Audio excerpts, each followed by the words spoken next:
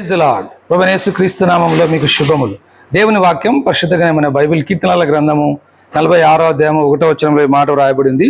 దేవుడు మనకు ఆశ్రయము దుర్గమునై ఉన్నాడు, ఆపత్కాలమందు ఆయన నమ్ముకొనదగినటువంటి సహాయకుడు అనే మాట రాయబడింది. అవునండి, దేవుడే మనకు ఆశ్రయ దుర్గముగా ఉన్నాడు.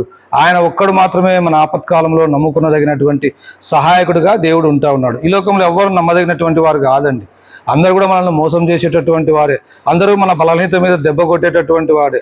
ఆపత్కాల సమయంలో, కష్ట సమయంలో మనం ఎవరి దగ్గరికైనా పోతే వారు చెప్పే ఆన్సర్ ఏమంటే, I am very sorry, I cannot help you, నన్ను క్షమించు, నీకు సహాయం చేయాలనే మాట చెప్తారు. అయితే దేవుడు ఎప్పుడు కూడా అలాగే చెప్పడండి. నువ్వు ఎప్పుడు ఏ సమయంలో, ఏ పరిస్థితులలో, ఎలాంటి స్థితిలోనైనా సరే దేవుని దగ్గరికి వచ్చినట్లయితే, దేవుని ఆశ్రయించినట్లయితే, దేవుని సన్నిధిలో మొరపెట్టినట్లయితే తప్పకుండా దేవుడు నీ ప్రార్థన వినే దేవుడుగా ఉంటాడు, ప్రార్థనకు జవాబిచ్చే దేవుడుగా ఉంటాడు. దేవుని వాక్యంలో ఒక మాట, నీవు నాకు మొరపెట్టి